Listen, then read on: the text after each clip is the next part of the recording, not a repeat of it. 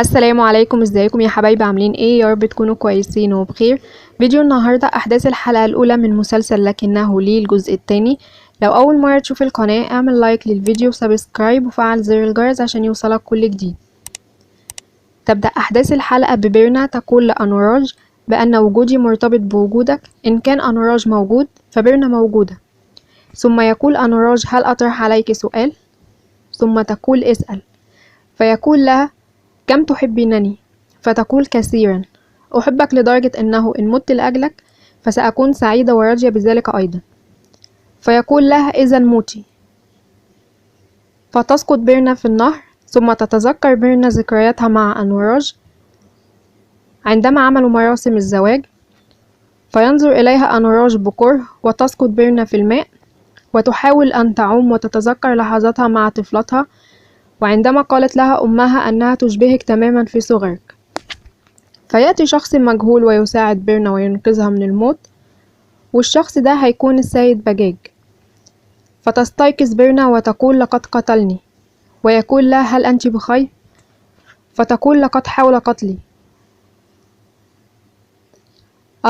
أنوراج دفعني لقد حاول قتلي. فيقول لها بجاج بيرنا، ثم تعيد الجملة مرة أخرى، ثم يقول لها بيرنا، فتقول أنوراج حاول قتلي لقد دفعني من هناك. فيقول لها اهدئي، ثم تنظر وتتفاجأ بأنه السيد بجاج. فتقول له سيد بجاج، فيقول لها أنا على قيد الحياة، منافسيني سربوا نبأ مزيف، لقد تحطمت طائرتي لكنني لم أكن على متنهم، ولهذا فكرت في إقامة مؤتمر صحفي وإخبار الجميع بالحقيقة. فكرت بأنه بوسع فعل ذلك في أي وقت، ووقتها وردني نبأ بأنك أصبحت أم، وعلمت أيضا بأنك ستتزوجين من أنوراج مجددا. فتتذكر بيرنا ما حدث معها وتقول أنوراج دفعني لقد حاول قتلي، لا يمكنه فعل ذلك، خذني إليه إلى فيلا الباسو. ثم يصل إلى الفيلا، ثم يمسكها سيد بجاج ويقول لها أعتقد أنه بالجدير بنا العودة. فتقول له لا، يجب أن يخبرني لما فعل معي ذلك. فيأتي اتصال للسيد بجاج وتذهب بيرنا مسرعة وتسمع صوت كوميوليكا وهي تقول لأنوراج يا حبيبي، وتجد الباب مفتوح وتراهم قريبين من بعض جدا. وأنوراج يقول لها والآن وأخيرا خرجت بيرنا من حياتنا. فتنصدم بيرنا عندما سمعت الكلام وتقول كوميوليكا فقط أنا وأنت، وليس بواسع أحد التدخل بيننا الآن. وبيرنا واقفة مصدومة، ويمسك سيد بجاج حتى لا تدخل عليهم وتقول له اتركني. ثم يضع بيرنا في السيارة ويذهبوا إلى بيت السيد بجاج. بعد وصولهم لبيت السيد بجاج تتذكر بيرنا كلام أنوراج وهو يقول والآن وأخيرا خرجت بيرنا من حياتنا وليس بواسع أحد التدخل بيننا. وتقول بيرنا لقد أحببت كثيرا وهو خانني بهذا القدر، ما الذي فعلته؟ ما كان ذنبي؟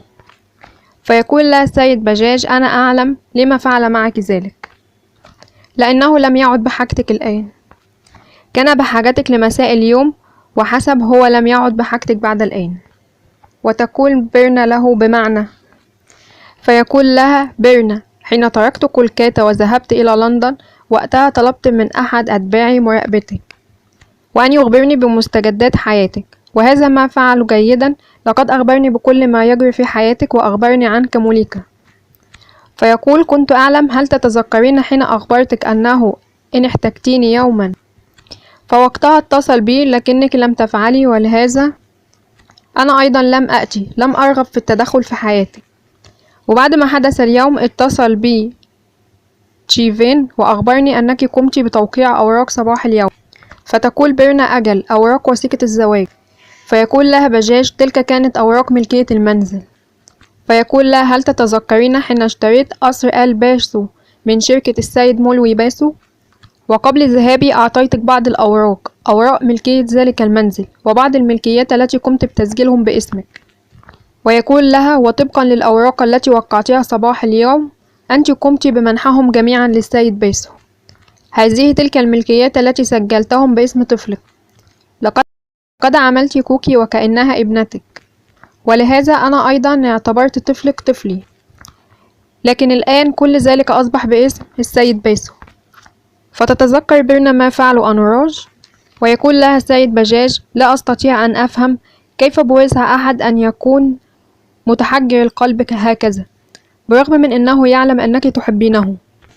ثم تتذكر بيرنا كلامه وهو يقول: هي تحتال علي وأنا أحتال عليها، بمجرد أن يصبح زواجنا قانونيا وقتها سترين كل مال بيرنا سيصبح ملكي.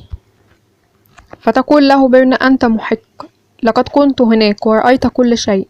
قول بيرنا: لقد قال كل شيء لكمالك أمامي، وبعد أن أقنعني كذبت كل شيء. فيأتي اتصال للسيد بجاج فيقول: ماذا؟ فيقول لبيرنا: ابنتك كميولكا أرسلتها إلى الملجأ الأيتام. وبكده تكون انتهت الأحداث دي. يا رب تكون عجبتكم، واستنوني في فيديوهات جديدة من مسلسل لكنه لي. ولو عجبكم الفيديو ما تنسوش تعملوا لايك والشير واشتراك في القناة.